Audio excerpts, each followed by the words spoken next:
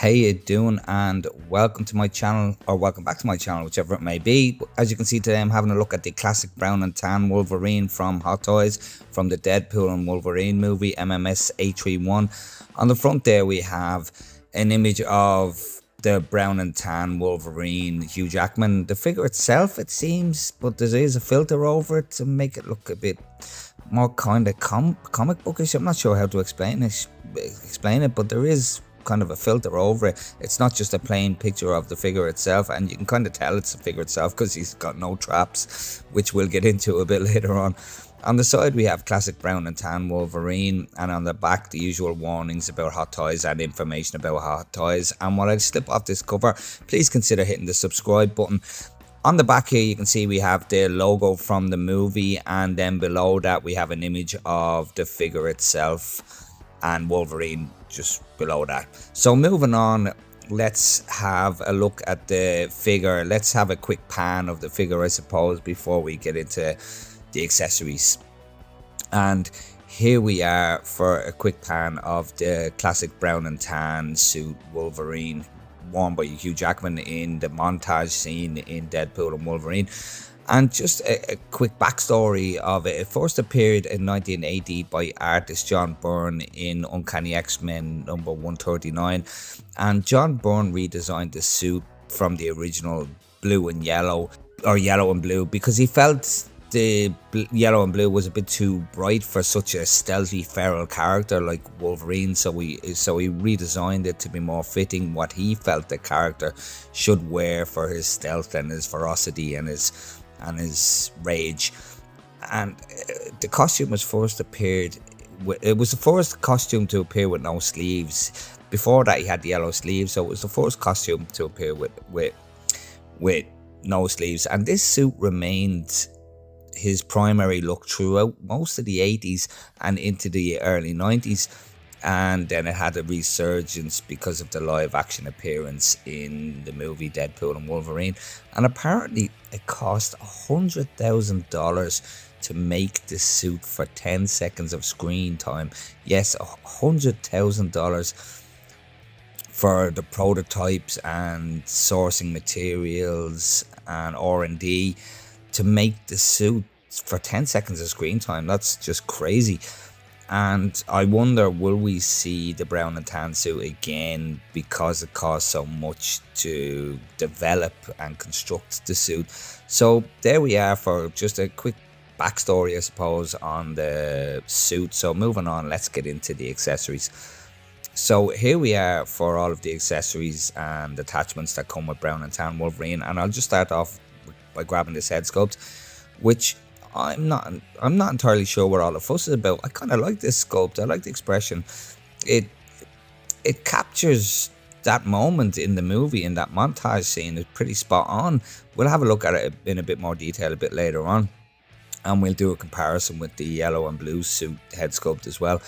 And then we have the cowl sculpt or the mask sculpt, and unlike the yellow and blue suit, it only comes with 2 faceplates, where the other one comes with 3. It has this faceplate here with the angry expression, and then it has the kind of slightly open mouth faceplate there, as you can see. So there isn't the in-between one that opens slightly more, like he's in mid-sentence. That comes with the yellow and blue one, but not a bad old sculpt. It is fairly different to the yellow and blue. We'll do a comparison a bit later on and see the differences.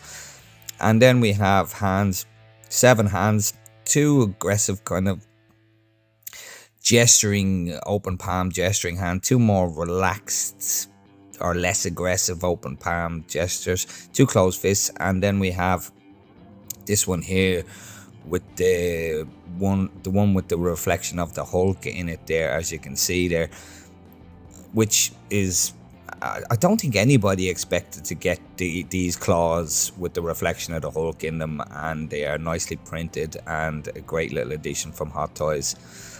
The same gloves, as far as I can tell, from the yellow and blue, just repurposed, and the same principle for taking off the claws. You just take the claws off like so, and you just interchange them onto whichever hand or gloved hand you so choose. Same principle as the yellow and blue. So there we are for the accessories, and now just the base. Base is, it's done really well. The rock formations look absolutely fantastic. The moss on it looks really nice. It's painted really well. It's got all different hues in it. If you pull this rock off here, you have a port there for the crotch grabber for the post, and on it also there's a second one here. If I can get my finger in there we go. The second one there for if you want the rock formation facing to the front. So there are options. It's kind of like what they seem to be doing with some of their newer figures, just giving you options for where you want to put the crotch grabber. So, you know, it's a great idea, and it's nice for them to start doing that. As you can see, the rocks, they look really well. They look really real. They're really well done. And the paintwork on them and the cracks in them and the detail in them, if I can get it to focus. It keeps trying to focus on that head sculpt there. I'm going to have to move that head sculpt. So there we go for the base. Really nicely done. My only gripe with it is there's not a whole lot of room for the figure to actually stand, for his feet to go. Again, we'll get into it a bit later on. Actually, we'll get into it now.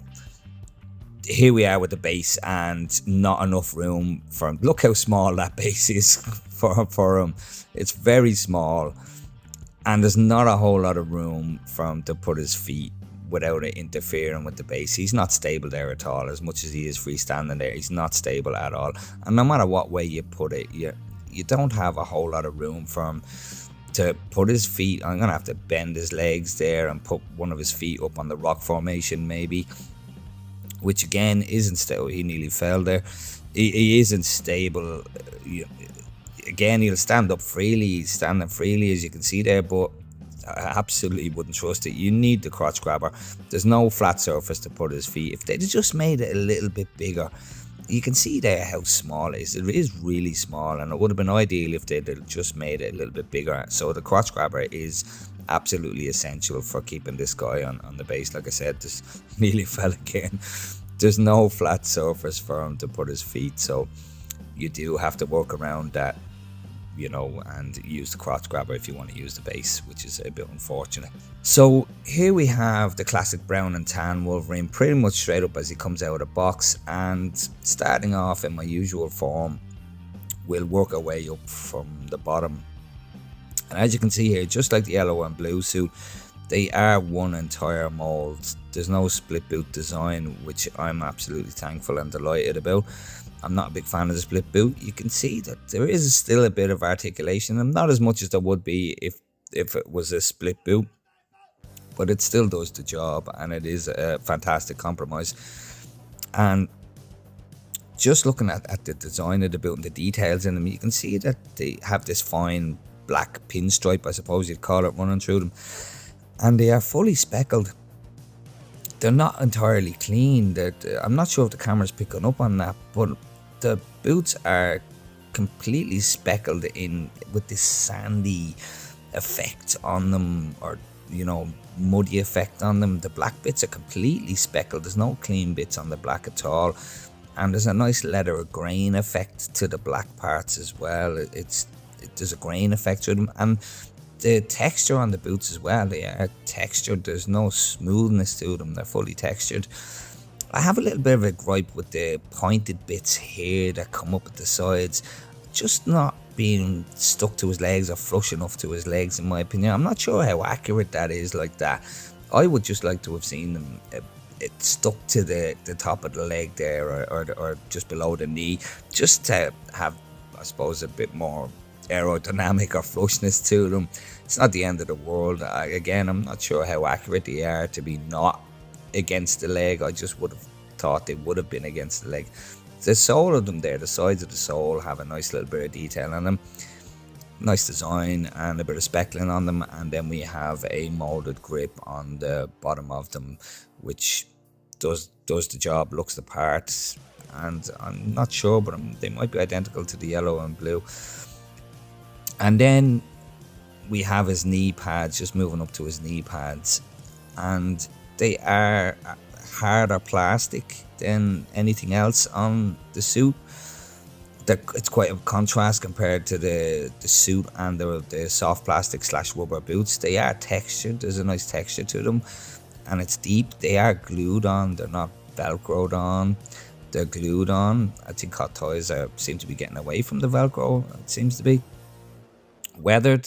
Bit of that sandy effect and speckling running through them. They're not entirely clean, and even up the side of the leg there, you can see that bit of weathering and sandy effect running through them, which is nicely placed, nicely done, not overdone.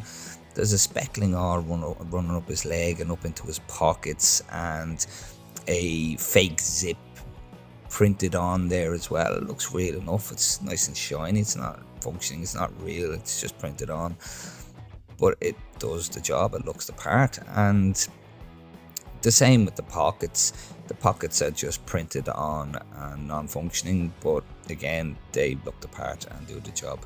Same on this side here. You can see the suit is identical. It's completely symmetrical, except for the weathering is slightly different, as it should be on this side here. I'm all for, ununiforming the weathering, obviously. And then moving up to his belt, the X on the front of the belt in typical Wolverine fashion, I suppose, and it's the X on the front. There's no weathering on the buckle on the front, which I'm a little bit surprised at. I would have liked to have seen a bit of speckling or a bit of weathering on the buckle on the front. It's completely spotless. The belt seems to be fixed in place. It is.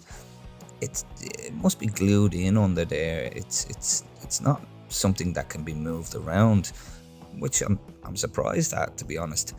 The side of it there, the silver at the side has a bit of speckling on them, which again, I'm surprised that the front doesn't have a speckling if the sides do, if the silver bits at the side do. So a bit of a strange decision on Hot Toys' behalf there.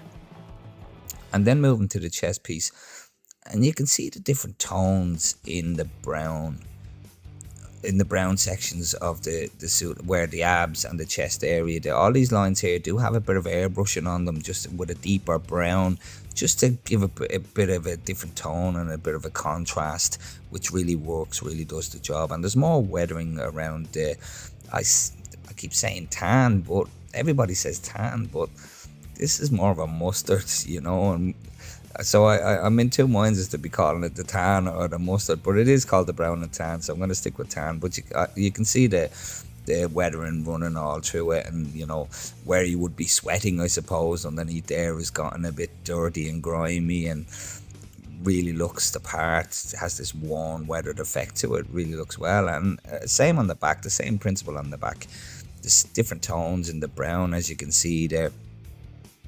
The airbrushing is a bit lumpy at the back. I'm not sure what that's all about. There's a few, I'm pretty sure you can see at the back there these lumps here, and in the middle there, which again, thankfully it's at the back, but it does kind of take away from it a little bit, that lumpiness. I'm not 100% what that's all about. I suppose that's split halfway down for the torso flex, but we don't have to stare at it all the time.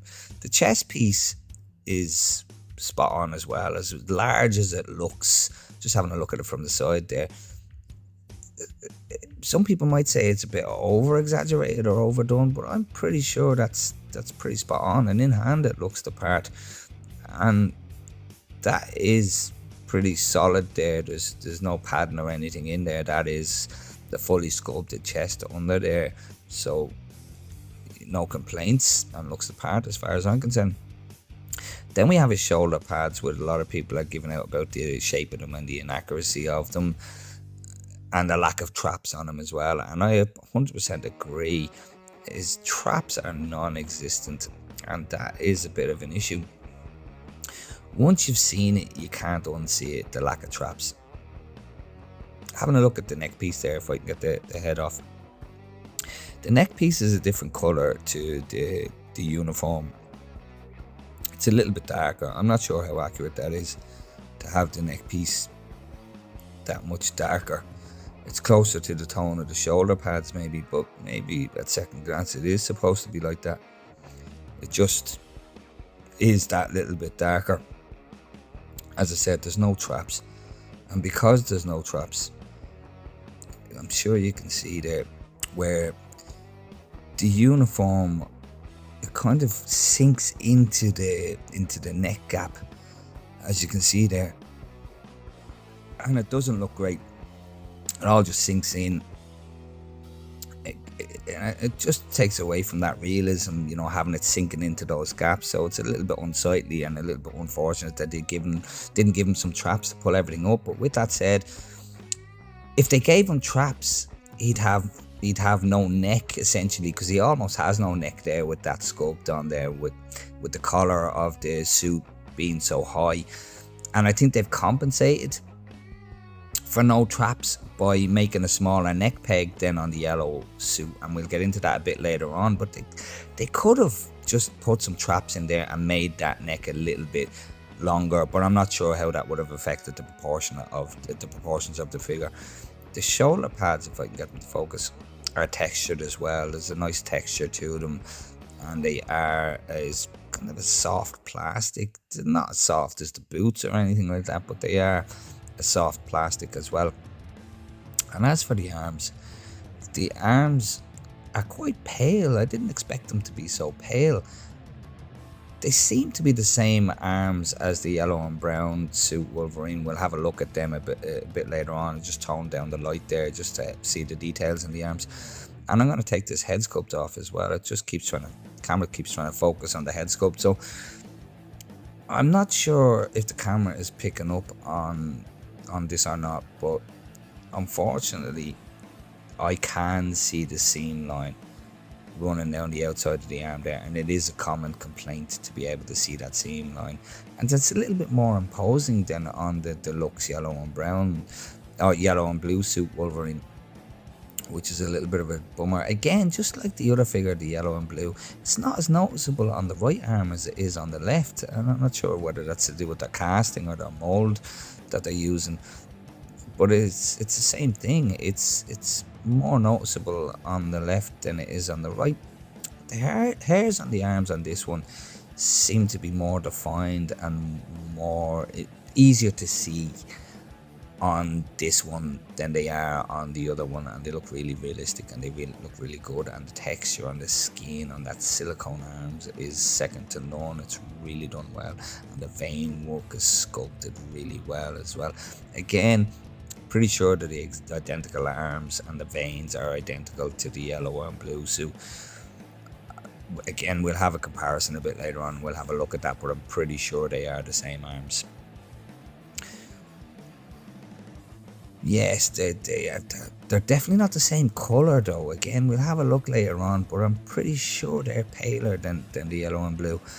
And the more I look at them, the more I'm sure they're the exact same arms. They've just used a different colour silicone by the looks of it, or I don't think they're painted. I think it's the silicone is slightly paler. So let's just pop this head sculpt back on.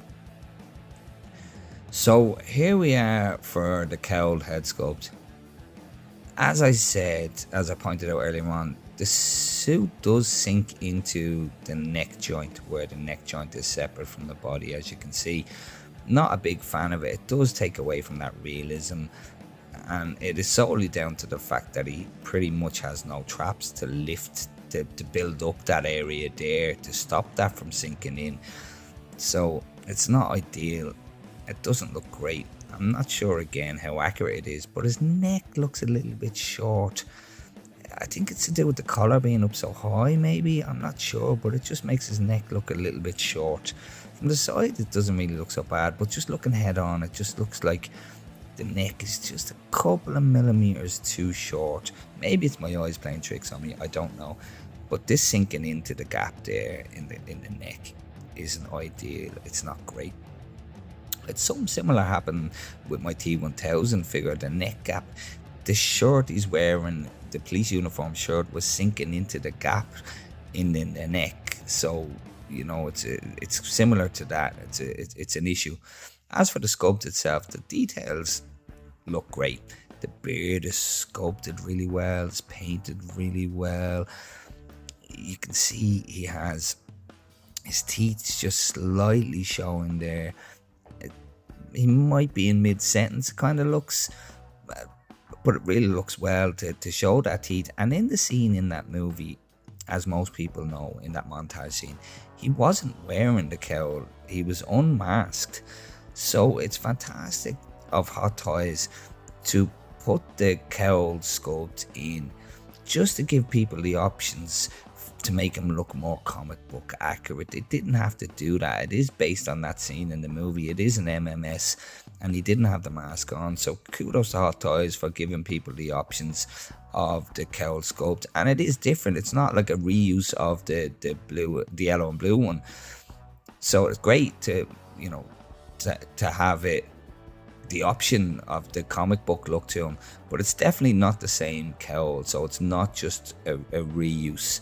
And again, we'll do a comparison a bit later on, and we'll see the differences. There are some gouges in it and some silver showing through, just like the deluxe blue and yellow, or yellow and blue, should I say. There is some damage up in the ear parts, as you can see, and you can see this slight little join there where you take the faceplate off.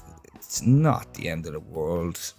I'll just grab the other faceplate there if I can find it, wherever I put it. There it is, and just pop it on there if I can get it to cooperate with me. There we go. No, that's not quite on right. Why is it fighting with me? There we go. So there we have the more aggressive mouth plate on him there, which looks equally as good. There's more teeth showing. The teeth look great. It looks incredible, just like the other one. The likeness to Hugh Jackman, the bottom of Hugh Jackman's face is there. The definition in the sides of the mouth where the creases are really well done. The teeth are separated really, really well. The teeth look absolutely fantastic. I actually can't get over them. The more I stare at those teeth, how well they look, how real they look, how well painted they are, the separation in them. You can see the gums in between them. Really impressive. And I'm really impressed with the sculpting on the bearded part as well, and how well that's painted. The cowl at the top does have a texture to it, and it does have, again, just like the rest of the suit, I'm not sure if it's picking up on camera or not, but there is speckling all over the top of the cowl as well. If I bring the light up, will that make it better or worse? No, there's less chance of you seeing it there with the light. I'm not sure if it's showing up on camera, but it is very fine detailed. But there is speckling all over the tan part or the mustard part of the cowl, so it is uniformed with the rest of the suit and fits in really well. So there we have for the cowl sculpt. So let's move on to the uncowl sculpt and take a look at that. So here we are for the uncowl sculpt, and as I said earlier on, I'm not sure what all the fuss is about. I think it really captures that specific moment in the movie, in the montage, where Wolverine does pretty much make this exact expression when he's just about to face off with the Hulk. And in hand, it doesn't look as bad as what people were saying, which is the case with a lot of Hot Toys figures. I'm pretty sure I'm going to be keeping the sculpt on him. I have no problems with it. The accuracy to Hugh Jackman as Wolverine is absolutely there. Just like the yellow and blue suit, the accuracy is absolutely there. It looks on point. The sculpting in the beard is incredible. The slight crow's feet, maybe not as much as there should be as he is getting on, but the texture of the skin is really well done. And I might even say that the texture on the skin and the vein work on the side of his head there might even be better than the yellow and blue deluxe Wolverine, to be honest. I'm not saying the expression is better, but the details are possibly better. It's not an expression that we're used to Wolverine doing or Hugh Jackman doing, so I can understand why people were upset with this sculpt. but it is, if you look back on the movie, pretty much the exact expression that he makes when in that montage scene. I'm not sure if the hair is identical though. I think the hair might have been a little bit shorter in that montage. I'd have to look back, but I don't think it's spiked as much, but I'd have to look back and see. As I said, slight little wrinkling in the forehead, which absolutely looks on point, looks great. And again, just from every angle, just like the yellow and blue, no matter what angle I look at it, I see Hugh Jackman as the Wolverine. So again, I'll say it again, I'm not sure what all the fuss is about. The hair sculpt is absolutely fantastic. Let me bring that light up a little bit and we'll have a look at that hair sculpt. I'm pretty sure it's identical to the deluxe yellow and blue. All those individual strands, all those individual spikes really, really look fantastic. I've said it before and I'll say it again. I'll continue to say it. Nobody touches Hot Toys for hair sculpting and definition and depth in the hair sculpts. Absolutely fantastic. It looks incredible. It looks great. And as I said before, they've gotten rid of putting that metallic in the brown hair.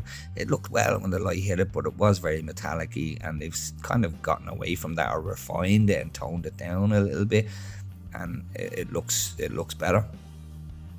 And you can kind of see, if I can get it to focus, the gap where the hair comes over the forehead looks great as well, and it casts a little shadow over his forehead, which is, adds more realism and looks great. It's a nice bit of separation. There's dry brushing in the right areas, and there's a little bit of fluff there that I have to wipe off. But yeah, it looks absolutely incredible. I'm really chuffed with this head sculpt, and it is a head sculpt that you do have to move the eyes on.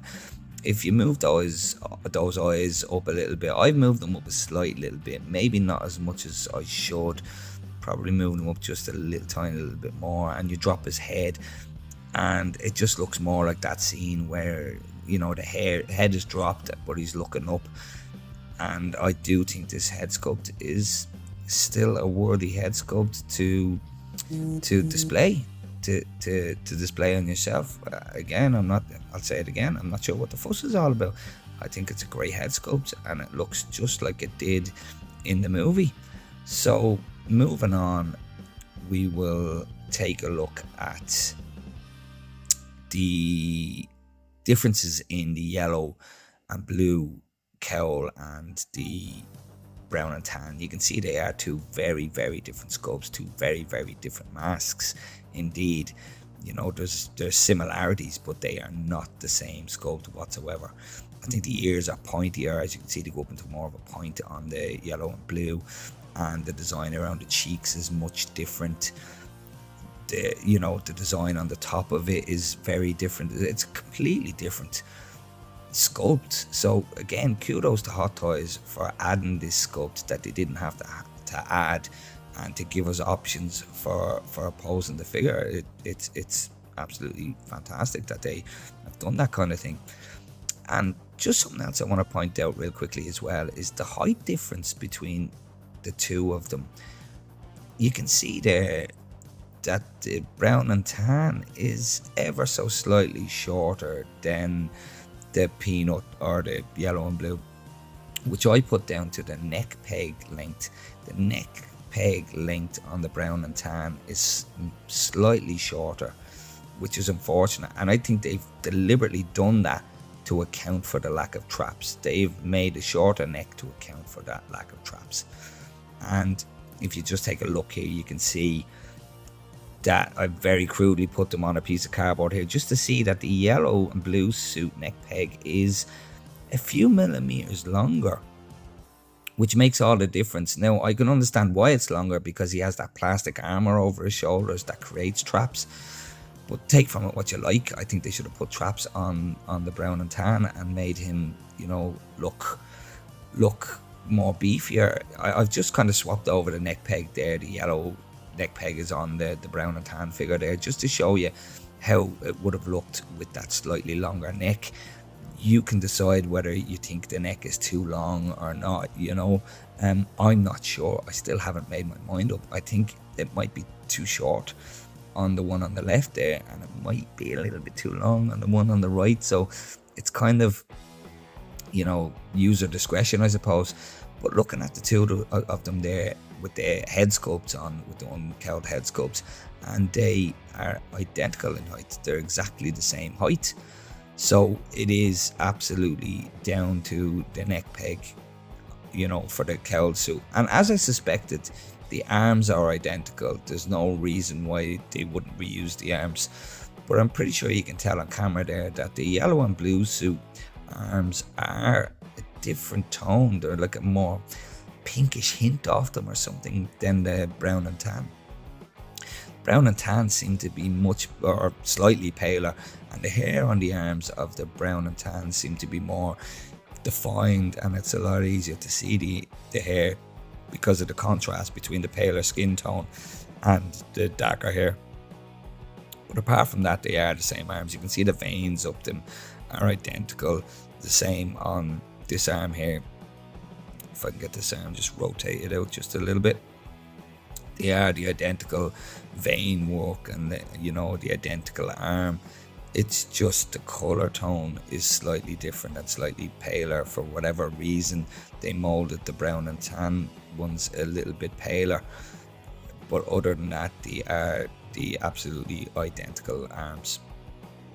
And having a look at a comparison between the two head sculpts, the deluxe blue and yellow on the right there and the brown and tan on the left, obviously, and I can see people, you know, when they've compared the two, saying that it's undisputed that the yellow and blue is better, and I agree, it is better, but the brown and tan one is still fantastic. You can see the hair mold there is identical. It's exactly the same hair mold. So they've just basically got the original head sculpt and tweaked it a little bit to get that expression from the montage. But it is, you know, an identical hair sculpt. Now I'm halfway through doing a mod here on the traps. I'm not sure if you can tell or not, but the one on the right hand shoulder or the right trap is just modded a little bit. It's a simple mod. I've just gotten a cotton swab. I've actually peeled it in half. So I've just peeled it in half like so to make it not so thick, folded it over again, and let me redo that again actually, because I made a little bit of a mess of it. I'll use this half here, folded it over again. If that's in focus, is that in focus? There we go. No, let me just pull this back a little bit. There we go. Folded it over twice and just made that little triangle shape. Cut the end off it because it is a little bit long. Let me move that head out of the way. And grab the little tweezers here. Now you can see these are an angled tweezers.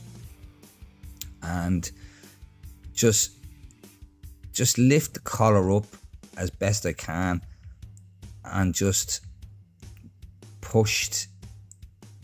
worked it in, just pushed it in and worked it in to raise those traps up a little bit. Now, I don't recommend that you use a sharp tweezers. You can see mine are rounded off at the ends, which, you know, is just, it's the best form of doing it, you know, for safety purposes, and you know, and they're angled as well, which helps a lot. You just got to kind of work it in and get it pushed in to raise those traps up a little bit. I've probably not cut that short enough. There is a little bit of poking out at the sides. It's not going to be a huge issue. It's not going to be seen. But now we've got some traps. In actual fact, I've got one higher than the other. The left hand side looks better than the right. Let me just pop the head on there and just see how it looks.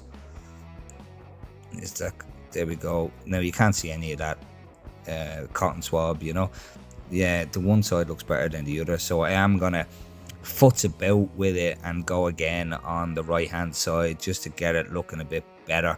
But you get the idea. You do have to kind of shape the cotton swab and get the traps, get it worked in there and get the traps raised up a little bit. It's not a huge difference, but it's enough to put that bit more proportion to him and give him a bit more trap than he had, because he relatively had no traps. And here's just a before and after I futzed with it and got them all shaped right. You can see on the right hand side is the after and the left hand side is the before, where his traps go right down, nearly almost underneath the shoulder pad, where they've raised up a little bit and made that shoulder pad just that little bit more flush. So as I showed you there, you know, there he is after the trap mod. Now I don't want to go any higher than that. It is very subtle, but if, in my opinion, it's just enough to give him the traps and make that bit of difference. If I was to go any higher, the back of the collar would be touching off the hair and it would be a little bit too high. The higher you go with these traps, the more the neck goes up and the more you lose his neck. So if you are doing that mod, just bear that in mind, that you don't want to go too high and lose his neck completely. So, you know, there's a find a happy medium is essentially what I'm trying to say. But there he is with the at least a little bit more trap than he just had, and to me it looks way better. And because the neck on the sculpt, in the masked sculpt, the brown neck is so short that you don't really want to go much higher than I've gone, or you will make him look like he has no neck. He almost kind of looks that way at the moment. His neck looks very short. It makes, you know, raising that collar up makes it look really short, and it is shorter than the sculpted one. So like I said, try not to go too high or you will lose the neck. Now I'm going to be only posing with this head sculpt on, so it doesn't make much odds to me, but if you're planning on posing them with the mask sculpt on, you do have to be careful that you don't go too high. So there we have it for the Hot Toys brown and tan Wolverine from the montage scene in Deadpool and Wolverine. I've left you with some images there, and if you would, please consider hitting the like and subscribe button if you did like the video and you would like to see more content. It does help grow the channel, and I will leave it there. Thanks very much if you made it this far, and take care, and I'll catch you in the next one.